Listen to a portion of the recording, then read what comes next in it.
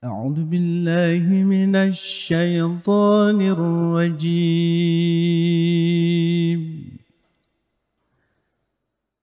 بسم الله الرحمن الرحيم Aku berlindung kepada Allah dari tipu daya setan yang terkutuk. Dengan menyebut nama Allah yang Maha Rahman lagi Maha Rahim. وهو الذي سخر البحر لتأكلوا منه لحما طريا وتستخرجوا منه حلية تلبسونها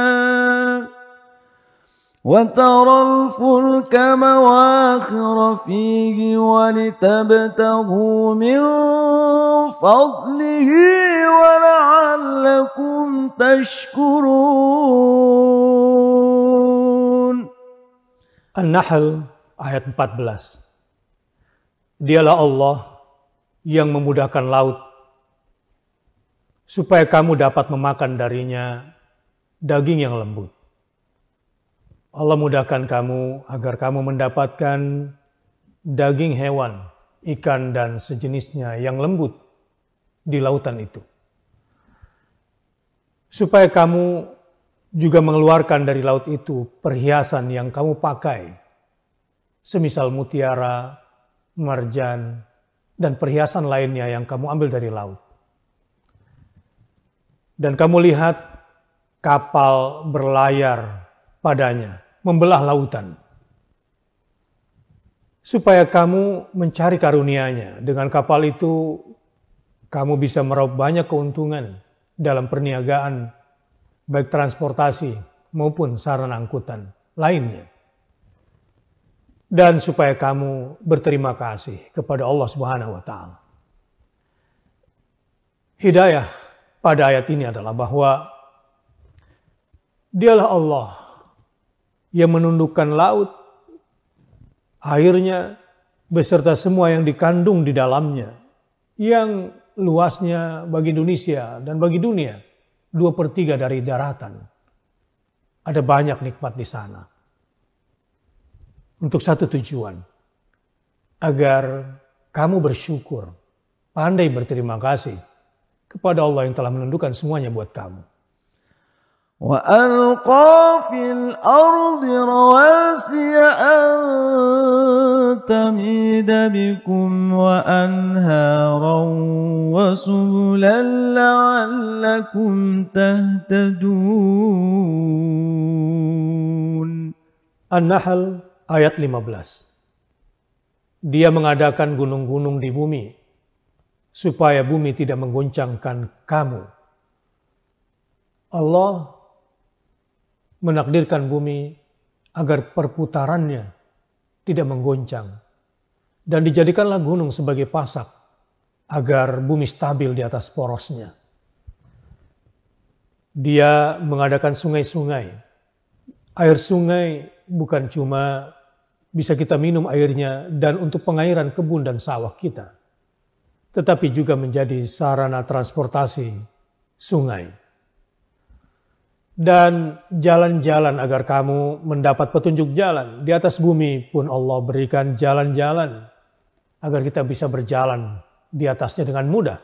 Dan kita mendapatkan petunjuk arah menuju yang kita tuju.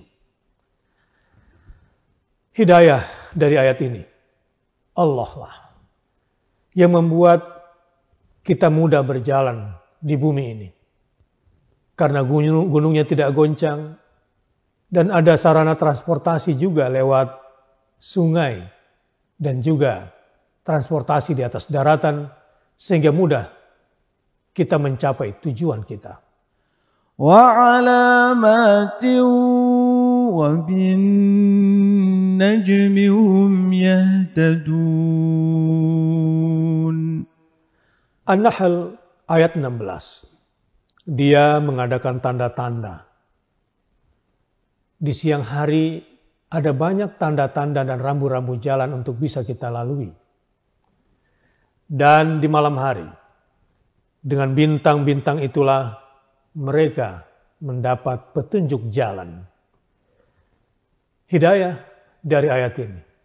Allah menyempurnakan jalan kita menuju arah dengan memberikan tanda-tanda dan rambu-rambunya di siang hari. Begitu juga menjadikan bintang di malam hari sebagai tanda bagi para musafir agar sampai pada tujuannya. أَفَمَن يَخْلُقُ كَمَن لَّا يَخْلُقُ أَفَلَا تَذَكَّرُونَ. An-Nahl ayat 17. Apakah Allah, zat yang menciptakan itu semua, sama dengan Tuhan-Tuhan fiktif yang tak dapat menciptakan dan menjadikan apapun? Apakah kamu tidak mau memikirkan hidayah dari ayat ini? Satu-satunya yang maha menciptakan sesuatu dari tidak ada menjadi ada, terutama petunjuk jalan menuju arah yang kita tuju. Allah yang menjadikannya. Maka tidaklah pantas disekutukan untuk disembah, untuk diibadahi bersama yang lain. Yang lain yang tidak menciptakan dan tidak menjadikan sesuatu yang diciptakan yang bermanfaat untuk manusia dan makhluknya. Wallahu anzala minas samaa'i ma'an fa ahya bihil arda ba'da mautiha.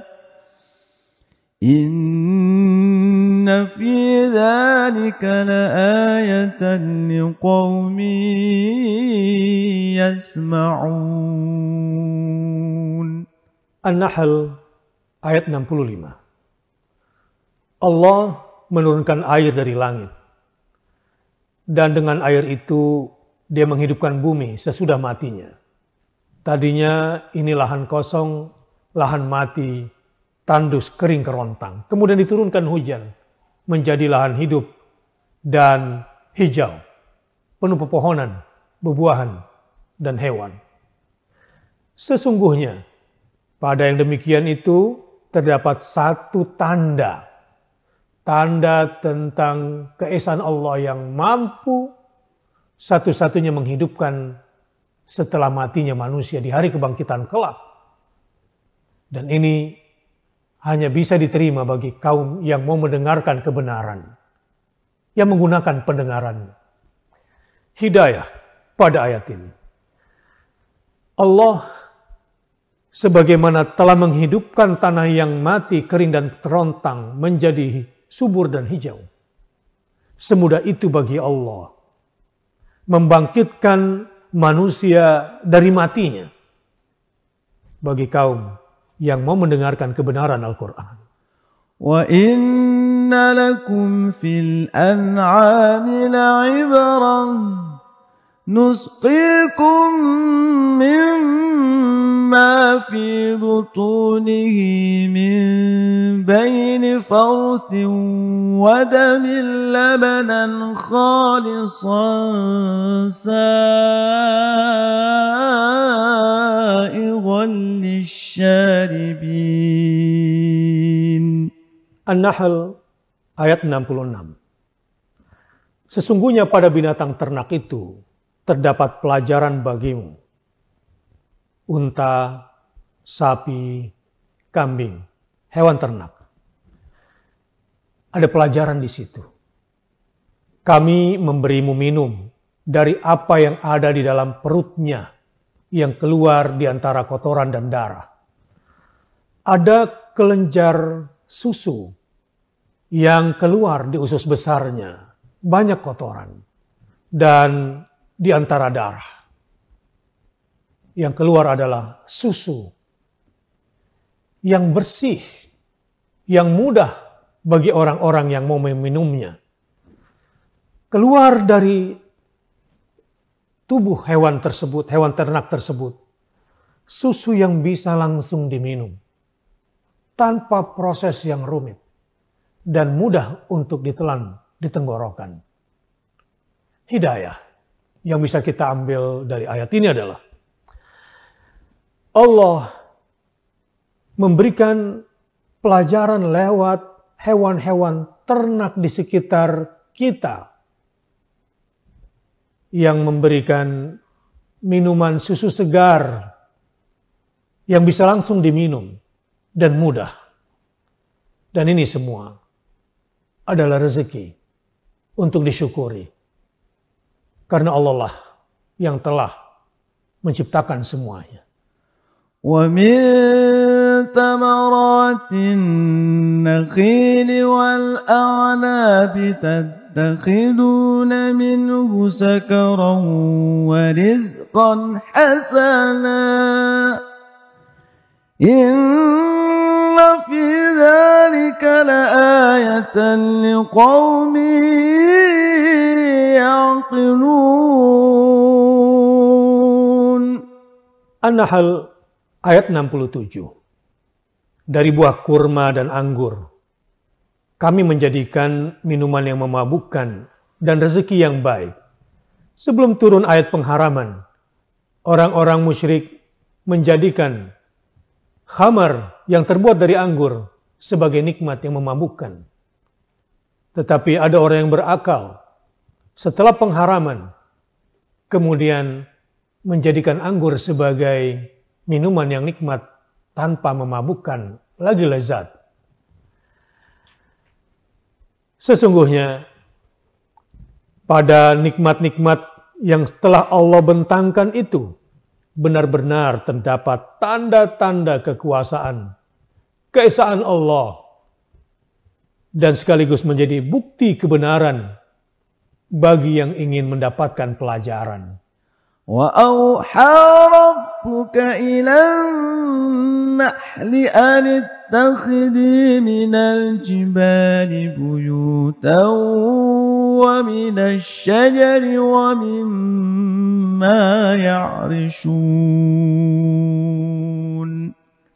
An-Nahl ayat 68.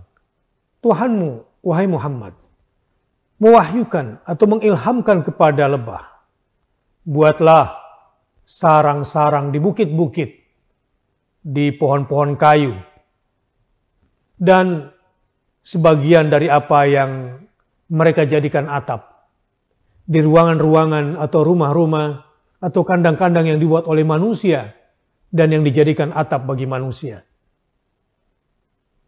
Hidayah dari ayat ini adalah Allah memerintahkan manusia untuk memperhatikan sarang lebah dengan semua ketertiban, keteraturan, dan mekanisme yang terjadi di dalamnya agar dapat pelajaran dari sarang lebah itu. ثُمَّ كُلِي مِن كُلِّ الثَّمَرَاتِ فَاسْلُكِي سُبُلَ رَبِّكِ ذُلُلًا يخرج من بطونها شراب مختلف ألوانه فيه شفاء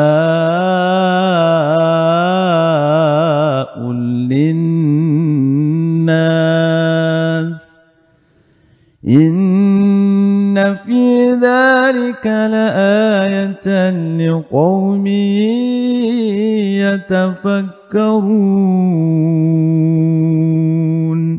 An-Nahl ayat 69. Kemudian wahai lebah, makanlah dari semua macam buah-buahan, hisaplah sarinya. Lalu tempuhlah jalan Tuhanmu, jalan yang telah dimudahkan untukmu, dan kamu akan dapat kembali tanpa tersesat. Dalam menempuh perjalanan itu, berendah dirilah kepada Allah.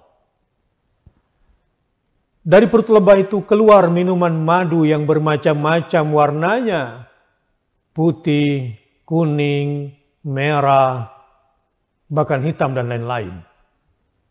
Dan di dalamnya terdapat obat yang menyembuhkan bagi manusia dengan izin Tuhannya. Ada sumber penetralisir berbagai penyakit. Sesungguhnya, pada yang demikian itu, di balik semua perbuatan-perbuatan lebah, terdapat tanda-tanda kekuasaan dan keesaan Allah bagi kaum yang mau berpikir tentang perilaku lebah. Wallahu ja'ala lakum min anfusikum azwajan wa ja'ala lakum min azwajikum banina wa hafadatan wa razaqakum minat tayyibat أفبالباطل يؤمنون وبنعمة الله هم يكفرون. An-Nahl ayat 72. Allah telah menjadikan untukmu pasangan-pasangan dari jenismu sendiri sehingga kamu merasa nyaman.